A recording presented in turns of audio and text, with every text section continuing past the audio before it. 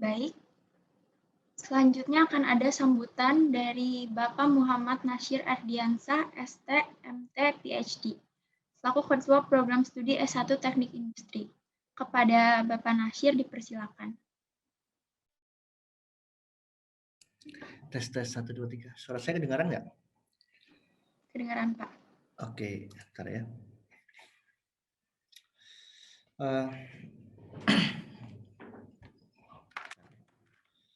Bismillahirrahmanirrahim. Assalamualaikum warahmatullahi wabarakatuh. Selamat pagi buat teman-teman. Ini angkatan 2000 berapa aja nih yang ikut? Hanya 2018 aja ya? Oke. Di sini saya masih dalam masa Idul Fitri. Saya mengucap atas nama Prodi THS1 Teknik Industri ingin mengucapkan minal aidin wal faidin, mohon maaf lahir dan batin ya kepada teman-teman baik di HMTI maupun di angkatan 2018 ya atau yang ikut lah seperti itu ya.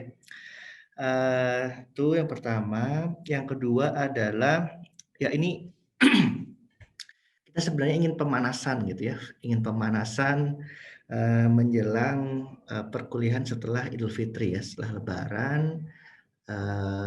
Prodi ingin juga mensosialisasikan ulang gitu ya, apa yang dimaksud dengan kurikulum. Nah, yang terkait dengan 2018, angkatan 2018 itu juga terkait dengan kerja praktek, terkait dengan tugas akhir ya dan proposalnya yang akan ditempuh mungkin semester depan ya, 1 tahun ke depan. Itu ya harapannya adalah informasi ini apabila diketahui lebih awal ini akan sangat mendukung sekali. Baik itu dari segi KP dan tugas akhir dan peminatan ya. Karena memang itu hal-hal yang sangat terkait ya untuk kelulusan teman-teman ya 2017, 2018, 2019 kayaknya masih belum ya. Seperti itu untuk semester depan. Sehingga ya semoga informasi ini yang akan Prodi sampaikan mungkin sampai siang nanti Jumat ya sampai pertengahan hari. Semoga ya bermanfaat dan mohon diikuti ya teman-teman ya, diikuti dengan baik karena informasi ini ya sangat penting ya. Kemudian yang terakhir sebelum saya tutup sambutannya, terima kasih juga kepada tim HMTI yang sudah menyelenggarakan acara ini. Nanti juga akan ada perwakilan ya dari setiap peminatan, mulai dari jam 8:30 kalau nggak salah, sesuai jadwal, untuk mengenalkan ya peminatan masing-masing ke teman-teman di angkatan 2018. Ya, mungkin itu saja dari saya. Terima kasih. Assalamualaikum warahmatullahi wabarakatuh. Waalaikumsalam warahmatullahi wabarakatuh. Baik, terima kasih Pak Nasyir atas sambutannya. Selanjutnya akan ada penjelasan mengenai capaian pembelajaran dan kurikulum kampus Merdeka. Boleh kepada Pak Nasyir dipersilakan kembali. Oke ya, ini langsung aja ya, sebentar ya saya coba share screen ya.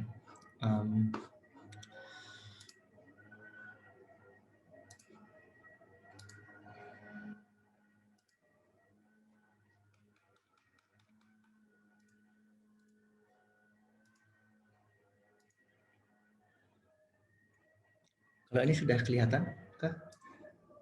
Sudah Pak, sudah. Ayo, sebentar.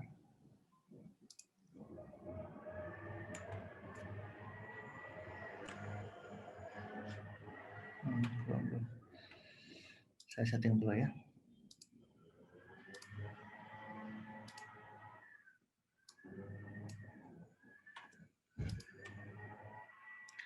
Kalau ini sudah full screen kah? Sudah Pak. Sudah ya. Oke, ya semoga ini yang mendengarkan banyak ya, sehingga nanti mungkin ini direkam ya, direkam nggak sini? Direkam ya, nanti dipotong-potong aja ya. Untuk sosialisasi kurikulumnya nanti dipotong, kemudian kerja praktek dipotong, peminatan dipotong ya. supaya nanti mahasiswa kalau mau lihat lagi ya, yang belum hadir maupun yang sudah hadir itu bisa gampang ya nanti.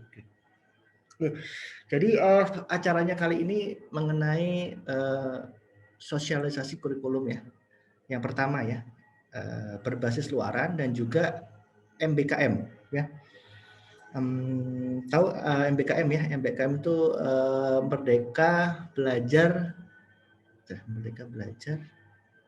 Kampus Merdeka. Nah, itu ya yang sudah sering kali digaungkan ya sama Pak Menteri ya, Mas Nadiem gitu ya, Mas Menteri. Nah, ini beberapa mahasiswa di setahun ke belakang sudah banyak yang ikut, tapi belum banyak ya, karena memang informasinya masih hanya sepotong-sepotong. Nah, di sini nanti di section pertama ini saya akan coba jelaskan lagi pertama kurikulum berbasis OBE, ya Outcome Based Education, dan juga kurikulum MBKM ya. Nah harapannya di akhir sesi pertama ini nanti ada tanya jawab ya. Kalau misalnya nggak ada ya langsung, kalau ada ya silakan tanya jawab. Kalau waktunya cukup, kalau waktunya nggak cukup nanti ya tinggal dicatat aja ya. Kan ada logbooknya ya kalau nggak salah ya. Nanti dicatatkan di logbooknya ya, biar kami bisa respon di prodi ya. Seperti itu. Nah, oke ya. Mana nih? Nah, ini materinya tadi sudah saya jelaskan sedikit ya. Nah, pertama saya ingin jelaskan sedikit tentang program kita ya. Nah, kita programnya itu sudah lama ya. Jadi supaya kalian merasa bangga ya. Kita dari tahun 1990 awalnya ST Telkom, jadi IT Telkom, jadi Telkom University 2013 ya. Kita ganti-ganti institusi tapi kualitas tetap terjaga ya. Ini buktinya kita sudah dapat akreditasi A ya dari 2009 ya. 2009, 2014, 2019 ya. Nanti ke depan tahun 2021 atau 2022 kita akan pakai sistem baru akreditasi namanya akreditasi unggul. Ya, kita sedang dalam proses supaya akreditasi unggul. Efeknya apa? Ya bukan hanya namanya baik, tapi ketika kalian cari kerja. Nah, cari kerja itu pasti chance-nya lebih tinggi kalau akreditasi universitas dan akreditasi program studinya itu unggul atau A. Ya. Nah, kami juga nggak berpuas diri. Nah, kita sudah mengikuti akreditasi internasional.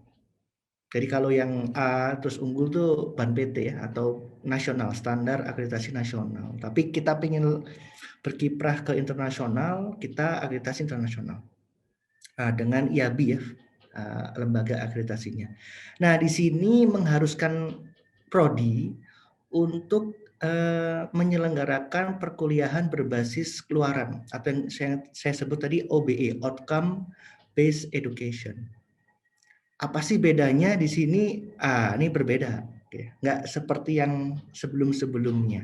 Kita menjalankan dua konsep secara bersamaan, gitu ya. Nanti akan saya jelaskan. Nah, ini visi misi prodi ya.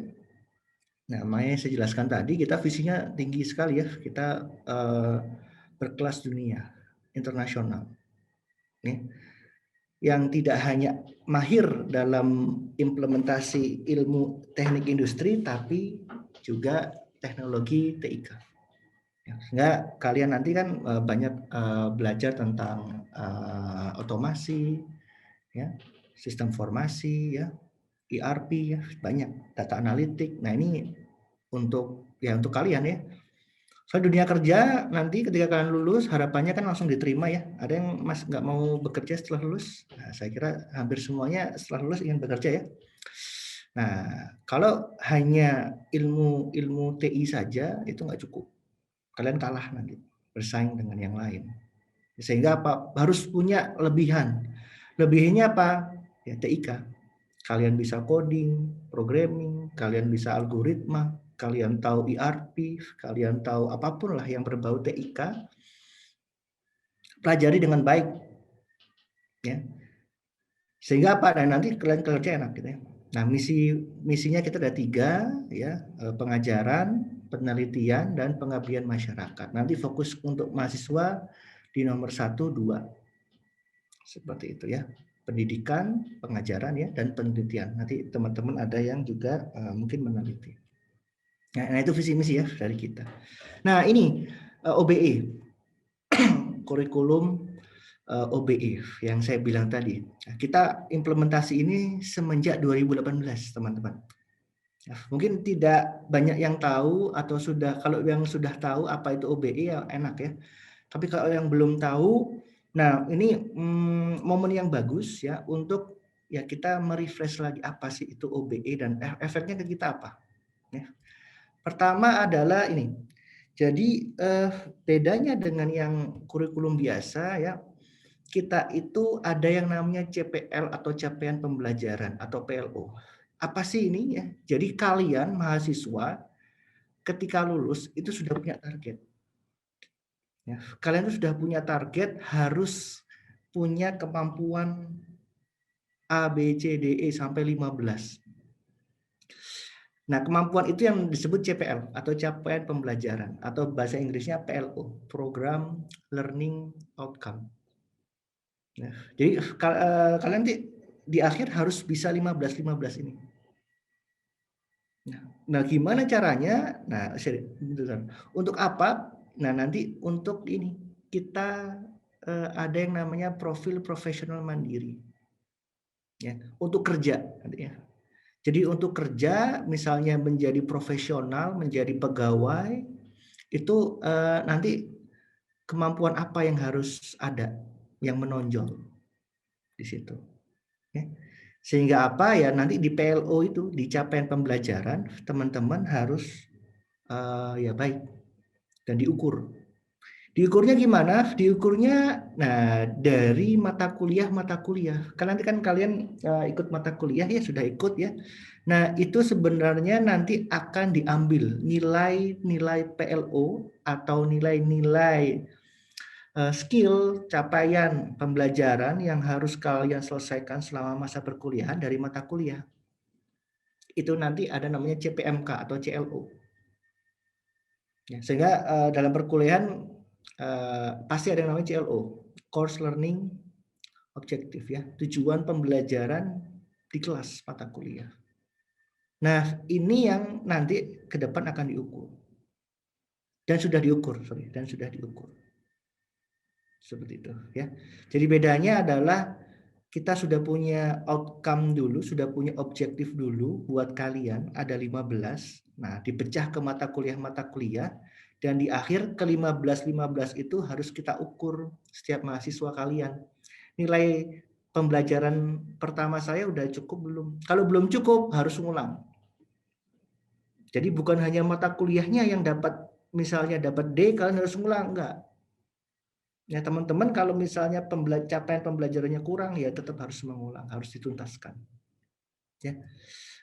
Bedanya lebih detail lagi kalau konsep lama, konsep IPK ya. Kalian pasti sudah tahu cara hitung IPK, apa itu IPK, apa itu IPS ya, nilai mata kuliah ya. Kalau nilai mata kuliah A, B, C, D, E gitu ya. Nah, nanti kalau IPS itu IP ya, indeks prestasi semester ya. 2 sampai 4. Kalau di bawah 2 itu kita nggak mau lihat ya karena memang harus diulang ya karena sangat tidak lulus. Ya. Kemudian nanti diakumulasi IPK ya. Jadi 2 ya, sampai 4 ya. Kalau di atas 3,5 cum laude ya. Seperti itu. Nah, dengan konsep OB ini agak beda. Bedanya gimana? Nah, kita berawal dari capaian pembelajaran, nanti kita turunkan jadi CLO setiap mata kuliah. Sehingga apa? Nah, nanti jadi seperti ini. Nanti CLO-nya diukur. Pertama, misalnya mata kuliah A ada CLO 1 ya, tujuan 1, tujuan 2. Nah, nanti dinilai kalian. Penilaiannya bisa ada UTS ya, ada kuis dan lain-lain ya. Nanti kalau misalnya belum tahu di mata kuliah A, misalnya tanya aja ke dosennya. Ya, itu pasti ada namanya CLO ya atau CPMK. Nah, di akhir nanti semua PLO atau CPL itu diukur teman-teman. sampai semester 8, sampai semua tuntas. Sehingga nanti profilnya ketahuan, oh nanti kalian itu cocoknya jadi apa. Ya, garis besarnya seperti itu. Nah, ini yang namanya kurikulum berbasis luaran atau OBE, Outcome Based Education. Ya. Nah, kita nggak meninggalkan konsep IPK, kita berjalan bersama. IPK juga pakai, konsep OBE juga pakai. Ya, karena apa? Sebagian masih banyak ya, hampir sebagian besar perusahaan itu masih lihat IPK, sehingga kita masih pakai IPK. Ya. Nah, otomatis kalau misalnya CPL-nya lulus, ya IPK-nya pasti juga bagus, karena sudah inline, sudah dibuat inline seperti itu. Ya. Nah, seperti itu. Nah, kita di Prodi punya 3 profil ya. Jadi nanti kalian lulus itu jadi apa sih? Bisa jadi apa? Punya kemampuan apa? Ya. Pertama, punya kemampuan untuk bekerja profesional ya. Pegawai, manajer ya, punya itu. Yang kedua, kalian juga bisa sebenarnya punya kemampuan untuk ya studi lanjut kalau mau menjadi ya menempuh S2, S3 gitu ya. Bisa nanti jadi akademisi ya, bisa jadi peneliti gitu ya. Kalian juga punya kemampuan sebenarnya untuk jiwa-jiwa entrepreneurship, karena ya kita memang banyak mata kuliah yang ke arah entrepreneurship yang membuka pekerjaan ya, lapangan pekerjaan sendiri ya dan buat orang lain ya, berinovasi ya dan lain-lain. Nah, ini 3 profil lulusan teman-teman nanti dan akan dinilai berdasarkan capaian pembelajaran kalian nanti mata kuliah. Ya. Nah, dari profil lulusan kita juga punya 15 capaian pembelajaran. Ya, yang pertama dan kedua itu terkait dengan basic science. Karena kita engineering, teknik, kita harus kuat basic science-nya. Ya, jadi menguasai konsep teoritis sains, kalkulus, fisika, kimia. Ya.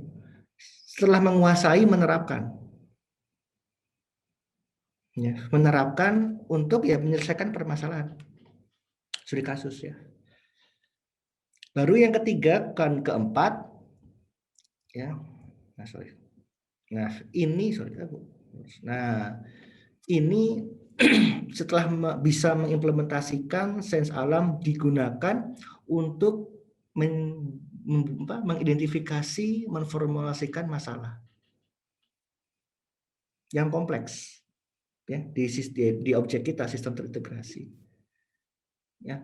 Kemudian setelah bisa mengidentifikasi permasalahan, ya merumuskan solusi CPL 4-nya. Ya. Baru di capaian pembelajaran yang kelima, ya.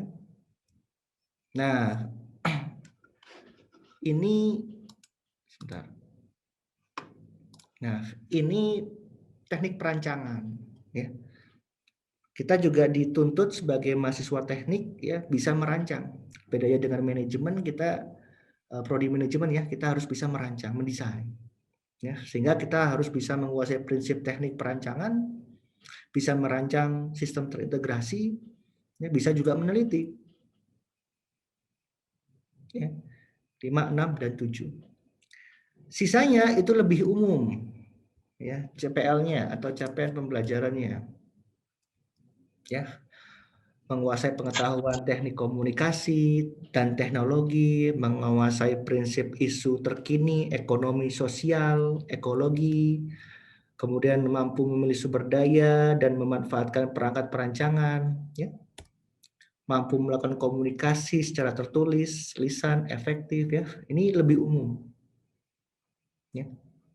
Sisanya memahami tanggung jawab profesi, mengenali kebutuhan, pembelajaran, mampu bekerja sama, ya. Dan yang terakhir adalah mampu mengembangkan inovasi usaha. Ya, 15. Nah, 15 capaian pembelajaran ini akan diukur. Ya, akan diukur sampai akhir. Sampai kalian lulus. Kalau nggak lulus gimana? Kalau ada yang nggak lulus satu, misalnya saya ke CPL pertama nih karena terkait kalkulus saya banyak yang jelek, kurang ya ulang. Gitu ya. Nah, seperti itu. Nah, ini yang kurikulum kita. Jadi tadi PLO tadi atau CPL, capaian pembelajaran, itu dibagi ke semua mata kuliah ini. Ya. Nah, kalian sudah paham lah ya kan, sudah semester 6 ya, itu udah tahu mata kuliah mana yang udah diambil, mata kuliah yang mana yang belum. Ya. Sebagai catatan, semester 7 dan 8 ini mata kuliahnya sedikit, nggak banyak, apalagi semester 8 ya, karena fokusnya untuk ya tadi, untuk pengerjaan skripsi tugas akhir, kemudian ya untuk ikut mata kuliah MBKM, magang. Nah, ini kalian bisa gunakan. Gitu, sama yang ngulang-ngulang lah ya, biar walaupun ada ngulang bisa lulus tepat waktu 4 tahun. Nah, ini kita petakan sebenarnya. Ya. Setiap mata kuliah itu akan dipetakan ya. Itu ada PLO 1 tuh ya, capaian pembelajaran ya. Itu mana aja yang diukur ya. Propstat, kimia, fisik praktikum, fisika dasar ya.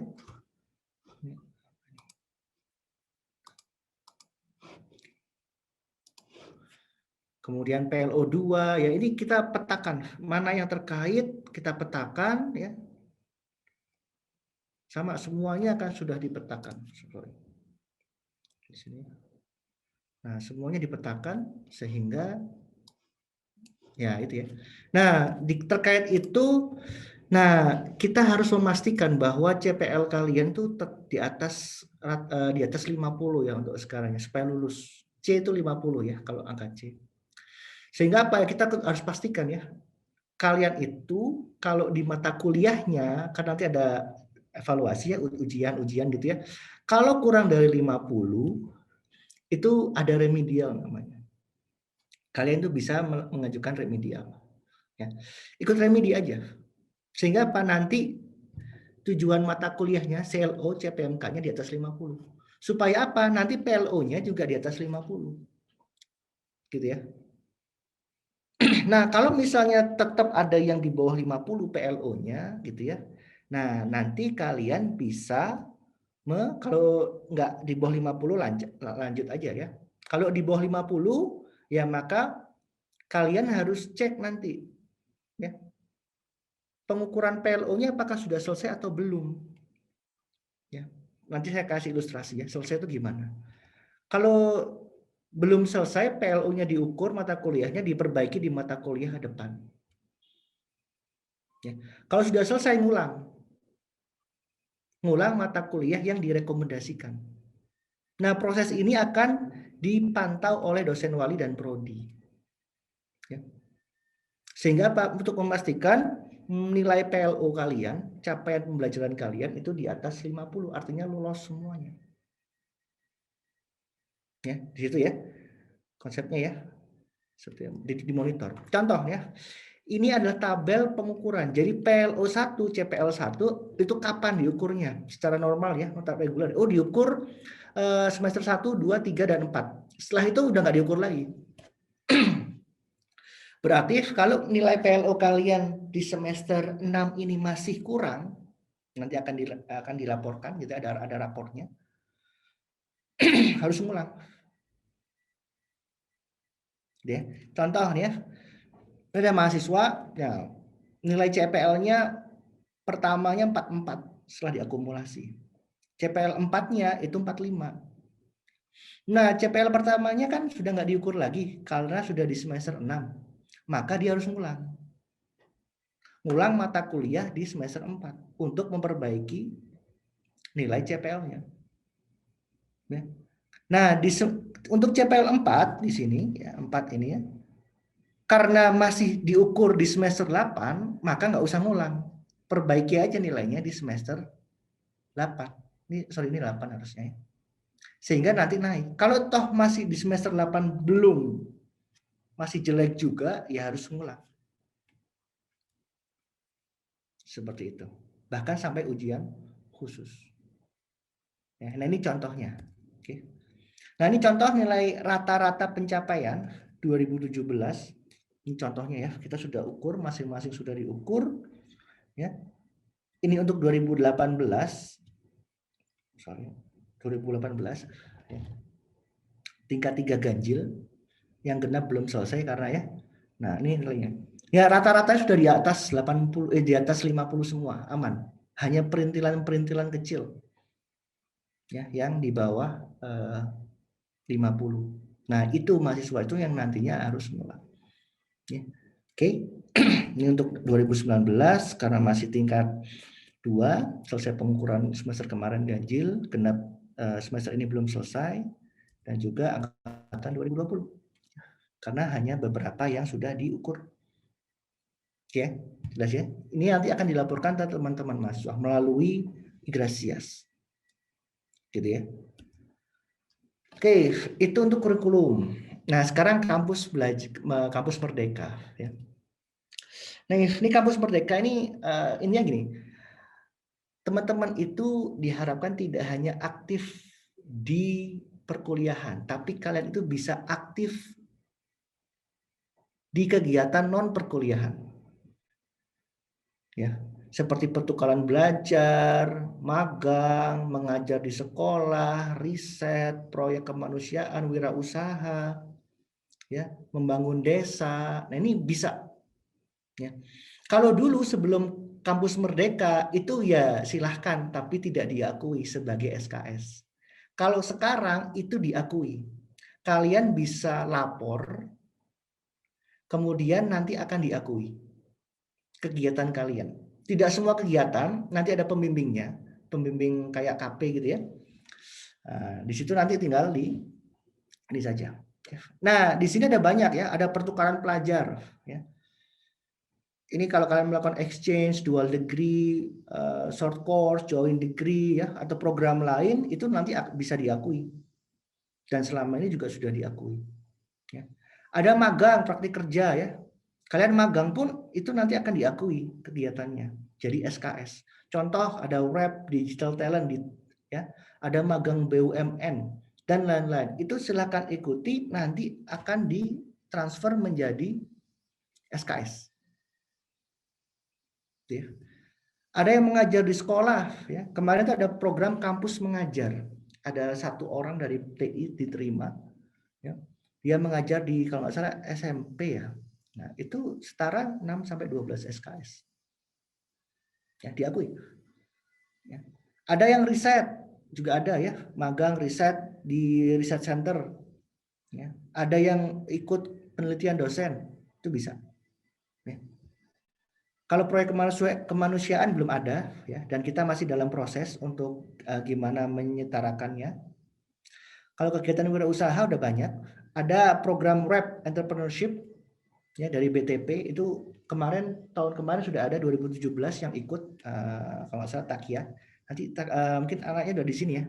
Saya udah hubungi, nanti saya minta sharing sedikit ya, mungkin 5 sampai 10 menit ya. Kemudian studi proyek independen masih dalam proses penyetaraan, membangun desa, kuliah kerja nyata ini bisa. Ya. Tapi ada syaratnya. Ya, syaratnya nanti tinggal kita umumkan lagi. Nah, di sini KP nggak bisa dipakai. KP beda lagi untuk membangun desa dan kuliah kerja nyata, ya. Seperti itu. Ini contohnya program InnoVillage, kalau kemarin ada yang ikut, program pengabdian masyarakat, dosen bisa ikut juga. Ya. Nah, ini nanti bisa diakui.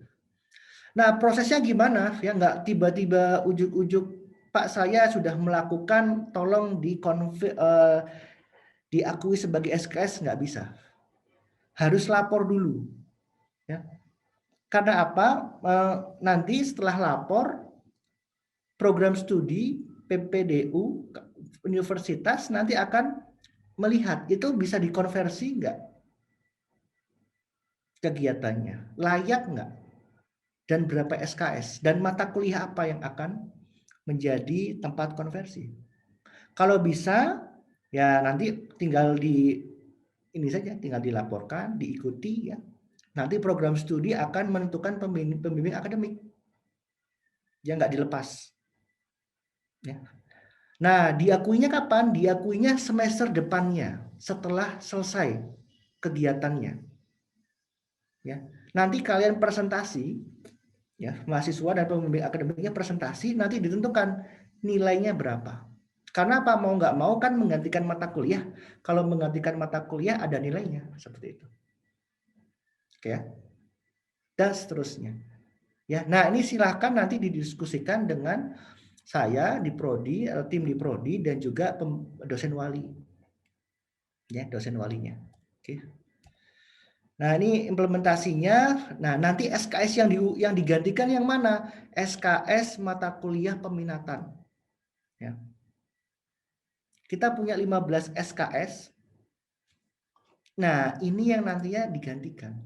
Jadi kalau kalian sudah ikut Kampus Merdeka, sudah bisa misalnya sudah ditentukan ya, oh ikut mata kuliah magang, dapat 9 SKS. Nah, nanti tinggal sisanya 6 SKS, gantikan aja dengan mata kuliah peminatannya. Jadi tidak usah mengikuti mata kuliah peminatan lagi. Kalau sudah mengikuti program tadi. Dan diakui ya, dan disetujui ya. Bukan hanya ikut tapi belum disetujui. Ikut, disetujui, nanti diakui. Baru sisanya peminatannya bisa digantikan. 15 SKS di 2 semester. Begitu ya. Oke, itu mungkin pertama dari saya. Ini saya coba kontak Takia. Takia udah join nggak Takia? Sudah hadir Pak. Oke, nah ini ada apa ya, mahasiswa kita yang sudah angkatan 2017 yang sudah ikut program RAP ini ya, entrepreneurship ya. Entrepreneurship, ya Pak. Nah, ini bagus banget. Kenapa? Karena di sini kalau kalian lolos idenya nanti dibiayai. Nah, nanti silakan Takia bisa apa? Bisa sharing ya. Maka Takia. Oke, mohon izin ya Pak Nasir. Silakan. Oke, jadi mungkin singkat aja tentang web entrepreneur. Jadi sebenarnya di sini teman-teman, terutama mungkin teman-teman yang pernah kepikiran untuk bikin bisnis, terutama di bisnis IT ya, IT yang berbasis IT gitu, atau mungkin teman-teman yang udah pernah ikutan lomba bisnis plan, kan kayak gitu sayang banget kalau nggak diimplementasikan kan, apalagi kalau juara. Kan kalau juara tuh ibaratnya dari juri penyelenggara lomba aja tuh berarti melihat bahwa sebenarnya bisnis kalian itu dari bisnis plan itu ada potensi kan. Nah, itu sayang banget kalau nggak diimplementasikan. Nah, terus tapi kalau misalnya mau diimplementasikan bingung nih mulainya dari mana. Nah, bisa dari web entrepreneurship ini. Dan juga untungnya itu kan bisa diekuivalensi tadi ya menjadi mata kuliah di peminatan gitu. Itu 15 SKS gitu ya Pak ya. Nah, kalau zaman waktu aku, ini yang ekivalensi itu yang tugas akhirnya. Jadi sebenarnya kalau di web entrepreneurship itu ada 6 mata kuliah, di mana satunya itu nanti ekivalensi sama tugas akhir. Mungkin nanti akan ada sosialisasi lanjutan mungkin apa ya. Nah, nanti teman-teman nih bisa daftar di entrepreneurship.telkomuniversity.ac.id. Nanti aku ketikin ya di chat, nanti ketikin di chat, terus nanti teman-teman di sini bisa daftar dulu kalau tertarik untuk ikut programnya. Setelah itu nanti bakal ada evaluasi dulu dari BTP. Nah, kalau lulus, nanti teman-teman di situ bakal dibimbing sama para praktisi, juga mungkin beberapa dosen yang memang mereka juga praktisi untuk jadi mentor. Kalau kita bilangnya mungkin mentor ya di sana ya, untuk jadi mentor, dan juga nanti bakal banyak workshop juga. Nah, workshopnya itu yang ngisi itu orang-orang yang memang praktisi dari banyak berbagai startup gitu. Jadi nggak cuma di Telkom University aja narasumbernya, tapi juga benar-benar praktisi dari luar kayak gitu. Nah, itu juga workshopnya bersertifikat. Kan lumayan kalau misalnya teman-teman masih mau cari TAK gitu kan, ikutan workshop itu aja juga udah langsung bisa dapat sertifikat gitu. Dan juga nanti tuh setiap tim ya, setiap bisnis yang lolos di web entrepreneurship itu nanti punya mentor sendiri. Jadi punya mentor pribadi gitu. Mereka benar-benar praktisi ya. Jadi bisa jadi marketer dari startup mana, bisa dari CEO dari startup mana, kayak gitu-gitu. Jadi benar-benar dapat banget kesempatannya buat langsung ngobrol dengan ahlinya kayak gitu. Nah, terus kalau misalnya nih udah punya idenya, udah siap, terus tertarik gitu, tapi aku belum punya tim, gak masalah. Jadi waktu zamannya aku itu, waktu semester 7 kemarin, itu pas pendaftaran itu memang lagi nggak ada tim. Dan dari BTP itu di-support ya, dari Web Entrepreneurship itu memang di-support untuk rekrutmen timnya. Nah, justru di situ menurutku malah bagus sih, open recruitment di sekampus gitu. Nah, di situ kan teman-teman bakal ketemu sama banyak teman-teman lain tuh dari prodi mana gitu. Nah, misal nih, kalian punya ide bisnis yang kalian tuh cuma paham di proses bisnisnya aja gitu, tapi padahal kalian tuh sebenarnya teman-teman di sini bisnisnya itu basisnya IT, tapi nggak bisa, mungkin ngodingnya kurang lah atau memang benar-benar nggak bisa. Nah, di situ kalian bisa dibantu sama BTP buat open recruitment. Siapa tahu kan dari misalnya jurusan informatika atau jurusan teknik komputer atau yang sebagainya berbasis IT, mungkin mereka bisa bantu untuk membangun bisnis kalian gitu. Nah, kebetulan karena aku juga gabungnya sama anak informatika gitu, jadi aku yang di teknik industri mungkin lebih condong ke bisnisnya, anak informatikanya lebih ke teknologinya atau mungkin ke desainnya kayak gitu. Jadi benar-benar berbagi tugasnya tuh benar-benar sesuai dengan keahlian masing-masing kayak gitu.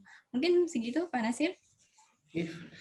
Tambah sedikit nanti TA-nya bisa dari situ ya. Jadi iya betul, TA-nya enak banget sih. Jadi TA-nya nggak usah cari perusahaan lagi, mungkin keuntungannya juga itu ya. Jadi sebenarnya memang dituntun untuk nanti TA-nya itu sesuai dengan apa yang ditugaskan teman-teman waktu membuat bisnisnya itu. Misalnya kalian bikin bisnis dari A sampai Z itu di Web Entrepreneurship ngapain aja kayak gitu. Terus metodologi pendekatannya kayak apa, nah itu bisa dijadikan tugas akhir gitu. Nah, menguntungkan banget ya, karena sekali mengayuh mungkin nggak hanya 3 pulau, mungkin ya 5 pulau terlampaui gitu ya. Nah, ini Prodi sangat mendukung sekali ya, sangat mendukung sekali, karena saya tahu beberapa ide-ide teman-teman itu brilian semua ya, yang kemarin ya 2018, 2019 ya. Kalau 2017 udah terlanjur ya, udah ya kecuali mau nambah tahun enggak lah. Tapi sayang ya. Tapi yang 2018 ini masih kesempatannya masih bisa ya. Pendaftarannya sebentar lagi ya, Takia ya. Kapan pendaftarannya biasanya? Sebenarnya pendaftarannya itu sudah dibuka, bahkan katanya di sini sudah ditutup, tapi kayaknya masih bisa sih. Oke, karena nanti saya coba hubungi ya, saya coba endorse lagi ya. Ya, boleh Pak. Ya, ini mungkin saya share sedikit ya Pak ya ininya. Boleh. Link untuk informasi terkait tentang Web Entrepreneurship itu bisa dilihat di chat ya, di entrepreneurship.telkomuniversity.ac.id. Oke, terima kasih Takia ya atas sharingnya ya. Ini ya silakan nih bentuk apa implementasi URAP atau MBKM ya. Ini saya baru bisa ngadirin satu aja gitu ya. Kemarin sebenarnya saya mau kontak yang ikut kampus mengajar, cuman saya tadi pagi saya kontak Takia ya. Untung aja Takia bisa ya hari ini ya dan mendadak ya. Nah mungkin itu ya untuk sesi pertama. Ini nggak tahu MC waktunya cukup nggak untuk atau langsung lanjut ke sesi 2? Boleh dilanjut aja Pak langsung ke sesi 2. Oke ya. Nah, oke saya lanjut ya ke sesi 2 yaitu tentang kerja praktek.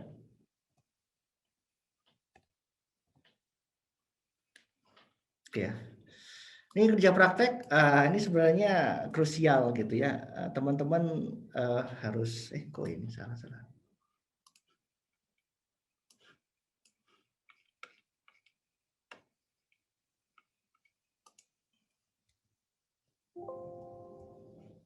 Udah ya. Ini full screen ya? Udah full screen belum? Udah ya? Udah Pak. Oke. Nah, di sini kerja praktek itu krusial ya, karena ya pasti mendukung CPL ya.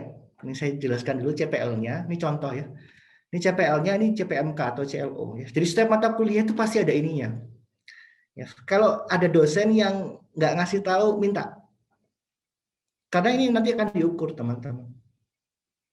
Ya, ini kerja praktek. Intinya apa sih kerja praktek itu? Kalian itu diminta untuk latihan sebenarnya. Ya, kerja atau kayak kan kerja ya, cuman ya melihat sebenarnya sambil kerja sedikit-sedikit kali ya. Di perusahaan, organisasi, dunia industri, pemerintah, ya, dan lihat permasalahannya dan coba gunakan metodologi atau ya yang kalian sudah pelajari lah di teknik industri. Bisa nggak? Ya. Itu sebenarnya inti KP. Otomatis nanti akan juga ada terlatih ya komunikasi presentasinya, gimana kerajinan kalian, suka bolos enggak, ya itu kelihatan. Ya. Jadi kayak mini simulasi nanti kerja itu gimana. Yang saya ingin garis bawahi adalah tolong identifikasi masalah yang ada di perusahaan dan coba gunakan ilmu yang sudah kalian pelajari. Ini biasanya yang lupa. Ya, ilmu apapun lah yang sudah kalian pelajari banyak kan di TI ya. Nah, coba lihat dan ini kayaknya bisa dikasih solusi menggunakan ilmu yang sudah saya pelajari. Intinya di situ. Ya, jadi garis bawahnya di situ. Jadi bukan KP cuman datang cuman lihat-lihat kemudian disuruh A, B, C, iya gitu ya. Tapi kalian juga punya agenda sebenarnya. Agendanya apa? Latihan. Latihan ilmu yang udah kalian pelajari, silakan. Bisa diimplementasikan nggak? Gitu ya. Nah, ini waktunya, tempatnya, ya, ini cara penilaiannya. Nanti ada laporan KP, ya, nanti pembimbing lapangan, manajer atau apa supervisor ya, yang apa ngurusin kalian di perusahaan, di organisasi. Nanti kita akan minta nilainya. Ya. Nanti kalian presentasi nanti ada pembimbing akademik, dosen. Nah, dosen itu yang nantinya ngasih nilai kalian juga presentasi. Jadi ada dua nilai sebenarnya. Nilai pembimbing lapangan sama nilai pembimbing akademik dosen. Jadi satu nilai kalian keluar A, B, C, D untuk konsep lama, konsep OBE nanti setiap CPMK ada nilainya. CPMK-nya tadi ya. Gitu ya. Nah, mekanismenya gimana? Ya pengajuan ya di aplikasi Cloud FRI ya. Saya detailnya nanti lupa, kalian udah tahu lah. Ya, kemudian konfirmasi penerimaan ya kan pasti diterima atau enggak diterima. Nah, kirim aja ke LAA atau ke saya ya. Emailnya, penerimaannya, surat penerimaannya. Kemudian nanti akan di-plotting dosen-dosen untuk membimbing kalian. Nah, nanti lihat informasinya. Mungkin minggu depan atau 2 minggu lagi. Nah, bimbingan. Silakan bimbingan nanti akan dikasih ya sama ujangan-ujangan kayak yang saya kasih ya. Mungkin lebih detail. Harus ngapain ya. Kemudian nanti apa namanya form-formnya, buku KP itu ada. Silakan kerja praktek, waktunya sampai 40 hari kerja. Kurang lebih ya. Nah, laporkan presentasi. Nah, yang perlu sangat diingat adalah presentasinya itu harus sebelum PRS. Ya. Presentasinya harus sebelum PRS semester ganjil 2021-2022. Kalau setelah itu kalian nelat, ya, kalian terlambat presentasi, nanti kalian harus ambil SKSKP lagi. Baik ya. Jadi mohon diingat presentasinya sebelum PRS. Kalau nggak tahu apa itu PRS, nah itu ya udah nanti keluar dari gua kalian, gitu ya. Terus cari informasi apa sih PRS itu ya. Nah, ganjil semester depan. Jadi setelah kerja praktek selesai langsung minta presentasi, minta ngirim laporan ke dosen pembimbing akademiknya, dosen-dosen kalian nanti. Jangan nunggu sampai selesai. Maksudnya jangan selesai semester ya. Langsung aja. Jadi minta jadwalkan. Ya, saya sudah juga koordinasi dengan dosen-dosen supaya presentasinya harus sebelum PRS supaya nilainya bisa masuk. Gitu ya. Itu mekanismenya. Nanti ada buku format kerja prakteknya.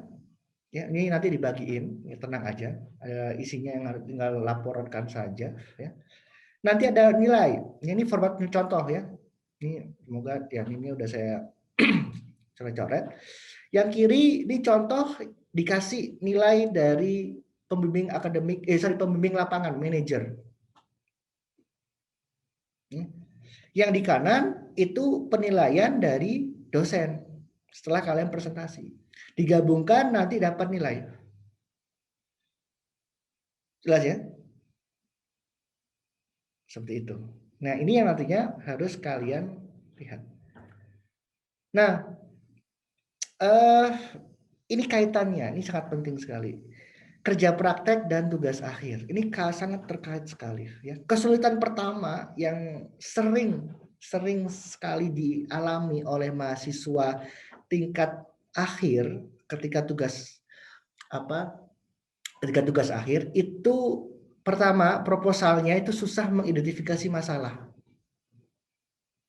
Ya, nyari-nyari masalah real itu susah. Kemudian pada saat tugas akhir cari datanya susah. Ini masalah ya setiap tahun pasti ada.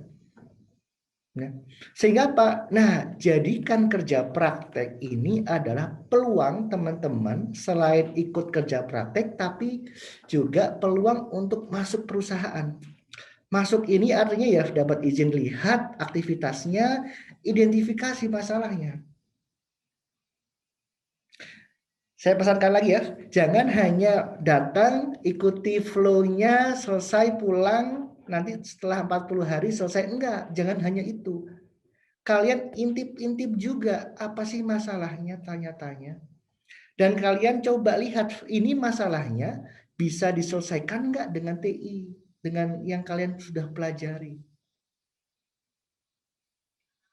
Plus, identifikasi itu bidangnya apa ya? Itu bidangnya produksi atau bidangnya marketing atau bidangnya apa? Penting karena apa? Karena setelah itu nanti kalian akan memilih peminatan. Peminatan itu ya harus terkait dengan tugas akhir. Ya. Jangan pilih peminatan dulu, kemudian kalian cari perusahaannya. Itu bisa tapi susah. Butuh waktu lama. Sehingga apa? Kalian curi start dulu. Kerja praktek, identifikasi peluang atau masalah yang bisa diselesaikan dengan metode yang diajarkan di TI. Dapat, nah langsung kalian nanti mau masuk peminatan mana. Jadi jangan hanya peminatan, teman saya masuk peminatan ini saya ikut jangan gitu. Ya bisa gitu silahkan, tapi nanti efeknya adalah apa? Nanti tugas akhir kalian punya masalah di identifikasi masalah dan pengumpulan data. Nah ini penting banget, sangat penting. Ya sehingga Pak tadi pesan saya jangan hanya KP itu gitu-gitu aja gitu ya, tapi sudah mulai lihat ke depan. Nanti saya TA-nya bisa di sini enggak? Bisa di sini itu masalahnya apa?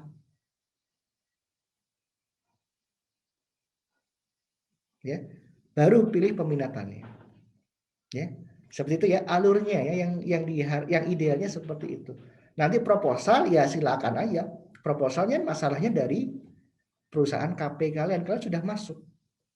Karena biasanya ketika proposal itu baru mau masuk ke perusahaan. Nah, waktunya tersita karena masuk ke perusahaan tuh susah loh. Perlu waktu, gitu ya. Nah, seperti itu. Oke. Ini langsung masuk ke peminatan aja ya. Ya, Pak, boleh. Oke. Nah, di sini ya. Jadi setelah tugas kerja praktek, kalian identifikasi apa aja di sana, nanti pilih peminatan. Nah, pertanyaannya peminatannya ada apa aja, Pak? Banyak. Kita punya 11 peminatan. Ya. Ini konsep peminatan dulu ya, saya jelaskan sedikit ya. Nah, dulu namanya peminatan itu keprofesian.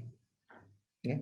Bahkan ada organisasi keprofesian, misalnya ada ketua keprofesiannya mahasiswa. Ya, itu ada. Nah, ini strukturnya. Strukturnya gini. Strukturnya itu adalah di kampus itu ada organisasi yang namanya kelompok keahlian. Kemudian ada lab riset. Ini tuh apa sih? Ini adalah rumahnya dosen untuk meneliti. Ya. Rumahnya dosen untuk meneliti. Nah, di lab riset itu nanti akan dibagi lagi ke dalam yang namanya studi group. Nah, studi group itu adalah peminatan kalian. Atau ya kalau dulu namanya keprofesian. Di studi group nanti ada yang namanya PIC-nya. Atau kalau dulu ketua peminatan, ketua keprofesian. Ya. Jadi di situ. Tugasnya studi group apa? Ngurusin TA kalian. Nah, nanti kalian ini terbagi dan masuk ke dalam studi grup ini atau kita sebut peminatan. Oke. Nah, apa aja? Ada 11. Ada QSA, Quality System Engineering, ada engineering, ya pokoknya berhubungan dengan quality ada di sini. Yang kedua berhubungan dengan maintenance, perawatan mesin, perawatan fasilitas ada di nomor 2. Ya. Yang berhubungan dengan produksi, otomasi ada di nomor 3. Nomor 4 berhubungan dengan ya perancangan produk, perbaikan produk, development gitu ya, ergonomik ada di nomor 4. Nomor 5 tentang bisnis, pengembangan bisnis, ya, inovasi bisnis bisa di sini. Kalau ingin entrepreneurship, ingin jadi wirausaha, nomor 6. Ya, permasalahan terkait marketing, pemasaran, digital marketing ada di nomor 7. Terkait project management ada di nomor 8. Terkait pengembangan human capital, talenta ada di nomor 9. Ya. Terkait sistem perusahaan, ERP ya, ada di nomor 10. Terkait logistik, rantai pasok, supply chain ada di nomor 11. Ini garis besarnya. Detailnya nanti ya setelah jam berapa? 8.30 ya. Berapa? Jam 9.30 ya nanti ya. Mulainya. Jadi setiap peminatan akan menyampaikan. Ya, dia merayu kalian ya, untuk masuk ke situ. Nah, hubungannya apa Pak? Kenapa harus masuk sini? Iya, harus masuk. Nggak ada yang nggak masuk sini. Semua mahasiswa harus masuk, harus milih. Nggak milih nggak boleh. Kenapa? Karena TA kalian pembimbingnya dari sini. Mata kuliah peminatan ya dari sini juga. Ya. Ini dosen-dosennya ya, yang masuk. Saya skim aja ya, nggak usah detail ya. Nanti ini saya kasih ke teman-teman ya materinya ya. Ini dosen-dosennya ya sekilas saja ya, sekilas saja. Oke. Di sini yang untuk yang enterprise sama supply chain ya. Saya kebetulan ada di supply chain. Ya. Nah, mekanismenya gimana? Kalau mau milih Pak, nah ini mekanismenya. Pertama, saya sosialisasi, ya. Gimana cara milihnya ya sekarang ini ya. Yang kedua, nanti ada form kalian isi, namanya pendaftaran peminatan tahap 1.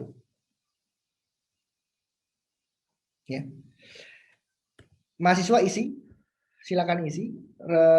Ya, ini nggak ada first in first out ya, atau cepet-cepetan nggak ada ya, silakan isi aja. Selama masih dibuka ya. Nah, setelah ditutup nanti diseleksi karena ada kuotanya. Satu peminatan itu nggak bisa nerima semuanya, ada kuotanya. Sehingga apa? Peminatan nanti melakukan seleksi. Seleksinya berdasarkan apa? Nanti peminatan punya mekanisme masing-masing. Ada yang berdasarkan IPK, ada yang berdasarkan keaktifan, atau sudah tergabung di peminatan atau keprofesian di semester 2 bisa masuk. Atau banyak lain hal. Ya. Nanti diumumin. Ya. Nah, nanti pada saat peminatan tahap 1 pendaftarannya ada nanti diminta 2 opsi. Prioritas pertama, prioritas kedua. Ya. Nah, kalau misalnya 2 prioritas itu nggak keterima semua, gimana? Ada tahap 2. Ya, ada pembukaan peminatan tahap 2. Ini apabila diperlukan ya. Nah, kalau sudah ya selesai. Nanti diumumin oleh prodi siapa yang daftar siapa. Ya, siapa yang daftar, siapa yang diterima di peminatan apa. Ya. Nah, efeknya apa kalau nggak ikut kalau nggak ikut di sini, nggak ikut drafting di sini? Nanti kalian itu pada saat pemilihan mata kuliah peminatan tidak diprioritaskan. Ya. Kenapa? Karena nanti ketika registrasi kalian bisa milih mata kuliah, ya kan? Kalian memilih mata kuliah. Oh ini tadi ya. Oh, salah. Sorry bukan ini. Ya. Jadi gini, ini slide-nya salah ini informasinya. Ya. Jadi gini, nanti enggak, next dulu ya. Jadi ini kuotanya, sorry. Ini kuotanya. Jadi setiap peminatan punya kuota. Ini kuota yang saat ini sudah ada. Nanti bisa berkurang, bisa bertambah sesuai dengan pendaftar ya. Adjust-nya paling 5 orang maksimal. Ya, tapi ini kuotanya. Sehingga ya silakan disesuaikan. Ya. Kenapa kok ada yang sedikit, ada yang banyak dosennya? Karena nanti akan membimbing kalian ketika tugas akhir. Ya. Nah ini mekanismenya yang saya bilang tadi. Ya. Karena setelah kalian milih peminatan, nanti kalian milih mata kuliah peminatan. Ya. Jadi prodi sama peminatan itu seperti ini nanti. Ya. Sebelum registrasi, nanti akan ada yang namanya preload mata kuliah peminatan atau kalian memilih mata kuliah peminatan. Ya, kalian pilih mata kuliah peminatan di luar registrasi sebelum registrasi. Kalau kalian itu sudah ikut peminatan di sebelumnya, tadi sudah milih, datanya sudah ada, nanti kalian diprioritaskan ketika memilih mata kuliah di peminatan tersebut. Ya. Kalau nggak ikut, nanti apakah boleh ikut mata kuliah peminatan? Boleh pada saat registrasi berjalan. Artinya apa? Ya sisa kuotanya. Kalau misalnya mata kuliah A, kuotanya rata-rata 40-45 ya, satu kelas ya. Itu sudah diisi oleh mahasiswa di sini ya, yang ikut peminatan, ada yang minat ke situ. Gitu ya. Nanti pada registrasi ya sisanya. Kalau sisanya tinggal 2 ya tinggal 2 registrasinya. Rebutan aja nanti di registrasi. Mahasiswa yang nggak ikut milih peminatan ya ikut milihnya cepet-cepetan. Jadi keuntungannya di situ. Kalau kalian sudah ikut milih peminatan. Kalau nggak ikut milih peminatan ya silakan milih mata kuliah pada saat registrasi peminatan. Kalau penuh ya nggak bisa. Kalau penuh ya sudah, gitu ya. Seperti itu. Oke. Nah ini peminatan. Ya. Ini mata kuliah peminatannya. Ya. Nanti saya juga share, saya tidak lama-lama di sini ya, saya juga share. Ini sebenarnya ada di website, ya, di bie.telkomuniversity.ac.id. Nanti ada mata kurikulum, mata kuliah, nanti ada mata kuliah peminatan. Tinggal lihat aja sama. Ya. Ini yang ditawarkan, nah silakan kalian ambil. Mekanismenya adalah peminatan, setiap mahasiswa yang ikut peminatan minimal harus memilih 3 mata kuliah di peminatan tersebut. Harus ikut ya. 2-nya bisa bebas. Memilih lintas peminatan boleh. Misalnya saya sudah memilih mata kuliah di di PDE ya. Di sini. Sorry, saya anggota peminatan PDE ya. Saya harus milih 3 ini, wajib. 3 di antara 5. 2-nya gimana? 2-nya boleh di sini lagi atau lintas. Gitu ya. Terserah mau 1 semester, misalnya kan semester ganjil nanti ada 3 yang ditawarkan, 2 di keprofesiannya, peminatannya, 1 lintas silahkan. Mau semuanya di peminatannya silahkan. Ya. Jadi tidak harus 3 di dalam, 2 di luar, enggak harus. Yang harus adalah harus 3 di dalam, 2-nya bebas. Mau 5-5-nya di situ silahkan. Jelas ya? Nah itu mungkin ya. Itu masih ada waktu. Kalau masih ada waktu silakan tanya jawab ya. Masih ada waktu. Silakan saya kembalikan ke MC ya. Boleh dilanjut dulu aja Pak buat penjelasan CLO. Gimana? Ulang. Boleh dilanjut dulu aja Pak. Sesi tanya jawabnya nanti. Ini nanti jadwalnya gimana? Saya lupa. Jadwalnya gimana? Jadi saya sampai jam? Bapak sampai jam setengah 10 ya. Oke ya. Nanti gini saya lanjutin aja untuk sampai ini ya, sampai penjelasan proposal dan tugas akhir ya. Nah mungkin sebentar, nanti sisanya tanya jawab dulu ya, biar tanya jawabnya untuk kurikulum, MBKM, KP, sama peminatan di sini. Bisa. Nanti setengah 10 ke depan itu buat yang peminatan masing-masing ya, seperti itu ya. Oke, lanjut ya. Nah di sini lanjutannya setelah kalian milih peminatan ya. Nah nanti kalian semester depan yang reguler ya ikut mata kuliah PPI, penulisan proposal ilmiah. Setelah itu lulus, nanti ikut mata kuliah tugas akhir. Nah, apa sih sebenarnya PPI dan tugas akhir itu? Ya sebenarnya adalah ini. Nah, ini proposal ilmiah 2 SKS. Ya. Kalau di proposal ilmiah itu ada perkuliahannya. Jadi setengah semester itu perkuliahan. Kalian itu diminta diajarkan lah ya. Setengah semester diajarkan bagaimana menulis proposal yang baik, bab 1, kemudian merumuskan masalah, kemudian mencari literatur ya, menulis sistematika ya. Itu di proposal ilmiah. 7 minggu awal. Sisanya di semester ganjil kalian buat proposal. Nanti akan dibagi dosen-dosen pembina namanya, pembina proposal. Ya, kalian bimbingan. Ya. Jadi setengah semester perkuliahan biasa, setengah semester selanjutnya bimbingan untuk membuat proposal. Outputnya apa proposal? Proposal itu apa? Proposal itu adalah kalau di tugas akhir itu ada bab 1, 2, 3, 4 sampai 6 rata-rata. Itu bab 1, 2, 3. Ya, bab 1, 2, 3 latar belakang, literatur sama konseptual. Baru di tugas akhir, nah ini 4 SKS banyak banget, ya karena memang berat. Ya, itu bimbingan 1 semester penuh. Outputnya apa? Ya tugas akhirnya. Nanti ada sidang tugas akhir. Nah ini 2 mata kuliah yang sangat saling berkaitan.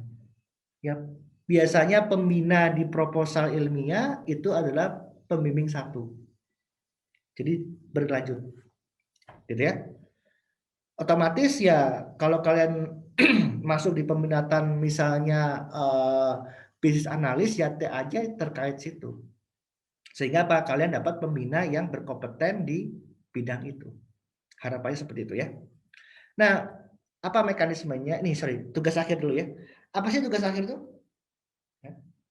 Sebenarnya ini adalah kalian itu sudah belajar di TI itu sebelum ini kan 3 tahun, 6 semester. Di semester 7 dan semester 8 kalian itu diminta untuk latihan menyelesaikan permasalahan real. Ya. Sehingga kalian harus ke perusahaan, cari tahu masalahnya. Identifikasi. Ya. Nanti akan kalian ketahui bahwa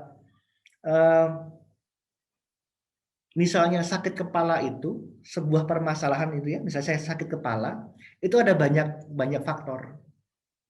Saya bisa sakit kepala karena apa? Banyak pikiran, ya, sakit kepala karena apa namanya? Kurang minum air, sakit kepala karena apa? Misalnya dia memang pusing, dia sakit pusing, ya. Nah, kalian nanti akan pelajari permasalahan sakit kepala atau permasalahan real di dunia, misalnya adanya rugi, misalnya turunnya apa? Turunnya profit, itu banyak sumbernya. Nah, sumber-sumber masalah itu kalian identifikasi nanti. Di situ mana yang bisa kalian solusikan. Otomatis solusinya menggunakan ilmu yang sudah kalian pelajari. That's it. Sebenarnya itu saja. Ya. Kelihatannya gampang, tapi ketika nanti TA-nya ya susah. Kenapa? Ya karena implementasi kan. Kalian hitung, kalian analisa menggunakan konsep-konsep yang sudah kalian pelajari. Bayangannya adalah tugas besar tapi sangat kompleks. Dari A sampai ya mungkin Z. Nah, nanti dibimbing oleh pembina-pembimbing ya, pembimbing 1, pembimbing 2. Permasalahannya tadi kok banyak yang lama Pak, apakah susah? Sebenarnya nggak susah-susah amat. Ya, biasanya susah itu karena startnya lama. Startnya lama kenapa? Ya tadi karena datanya belum ada, datanya harus dicari, perusahaannya belum dapat, belum masuk ke perusahaan, ya itu rata-rata. Ya, kalau bilang Pak nanti pada pengerjaannya susah, ya semuanya juga susah, nggak ada yang mudah, ya makanya belajar. Gitu. Tapi yang biasanya itu faktor eksternal ya tadi, makanya saya wanti-wanti dari KP itu udah mulai kalian itu. Mulai mengerjakan tugas akhir dengan cara apa? Ya masuk intip-intip permasalahan yang bisa dikerjakan dengan ya yang apa ilmu-ilmu yang kalian sudah pelajari. Ya, Pak saya masih bingung Pak, ini bisa nggak ya pembimbing KP itu bisa ditanyai. Ya, pembimbing KP kalian bisa konsultasi sembari KP. Ya, kalian kontak ya Pak, ini ada masalah ini Pak di perusahaan. Kira-kira bisa? Nah, nanti dikasih tahu. Ya. Nanti tanya lagi Pak, ini kira-kira permasalahan di area apa? Oh, ini ternyata permasalahannya di area misalnya project management. Nah, nanti ikut peminatan project management. Sehingga apa? Tugas akhirnya startnya di awal. Kalau susah perlu waktu belajar, silakan belajar. Selesai 4 tahun, selesai. Ya. Apa yang dinilai? Ini yang dinilai. Saya bicara keseluruhan TA ya. Nanti proposal itu ini 1 dan 2. Ya, ada di 1 dan 2. Ya. Pertama, menemukan ini masalah. Menemukan kebutuhan perusahaan. Maksudnya Bapak, ya perusahaan punya target apa, tapi kondisi realnya sekarang seperti apa? Ada gap. Ya, ada gap. Misalnya perusahaan itu pinginnya nggak rugi. Ternyata rugi sekarang. Ada gap ya. Kondisinya rugi, pinginnya nggak rugi, ada gap. Ya. Nah, gap ini yang namanya permasalahan atau kebutuhan. Ini yang kalian coba cari nanti. Dengan data. Ya, dengan data. Nah, setelah itu, oke, dapat nih. Saya bisa dapat masalah 1 nih. Dan kalian harus bisa pastikan juga nanti masalah itu bisa diselesaikan dengan metode yang kalian pelajari atau terkait disiplin ilmu teknik industri. Sehingga Pak, nomor 2 ini kalian cari referensi. Ya, ini permasalahan ini cocoknya pakai apa ya? Nah, di yang kedua ini. Jadi nggak hanya sembarangan. Ya, nggak bisa langsung misalnya permasalahannya saya selesaikan dengan katanya manajer bisa pakai ini, nggak bisa. Karena harus cari literaturnya dari buku. Oh, dari buku ini bisa nih, dari paper ini bisa, nggak bisa. Yang kedua, ya. Baru yang ketiga, setelah kalian dapat masalahnya, kalian tahu cara menyelesaikannya, ya gunakan itu, selesaikan. Yang ketiga, ya. Mampu mencari data, cari datanya, kemudian diolah. Diolah pakai apa? Ya diolah pakai metode yang sudah kalian tentukan. Selesaikan. Dapat hasil ya? Dapat hasil ya silakan diverifikasi, divalidasi. Hasilnya benar nggak? Hasilnya benar nggak nyelesain masalah? Ya. Di nomor 4. Gitu ya. Penilaian selanjutnya, nah ini ya terkait dengan manfaat yang lain. Tugas akhirnya manfaatnya gimana ke perusahaan, ya. Terus cara nulis kalian gimana, ya. Terus cara formatnya udah sesuai belum? Terus ketika sidang komunikasinya gimana? Kalian bisa defense nggak? Bisa mempertahankan ide kalian, gagasan kalian? Ya. Nah, di situ itu tugas akhir secara keseluruhan yang dicicil dari proposal bagaimana menulis yang baik. Oke ya.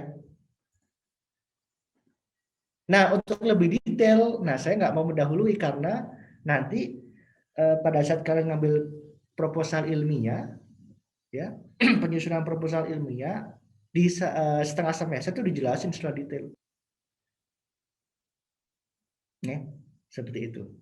Ya nanti pada saat kalian registrasi PPI ya mata kuliah PPI itu ya kelasnya dibagi per peminatan ya, jangan lupa ya, jangan sampai salah masuk kelas. Jangan sampai salah masuk kamar. Kalau kalian sudah terdaftar misalnya sebelum registrasi kan kalian milih peminatan. Saya milih SCM, ya jangan masuk kelas PPI-nya apa namanya ergonomi atau PDE, ya nanti salah kamar. Dosennya yang ngajari ya dosen peminatan ergonomi PDE, bukan yang kalian pilih peminatannya di situ. Gitu ya. Nah, mungkin itu dari saya untuk presentasinya sampai dengan PPI dan tugas akhir. Nah, ini kan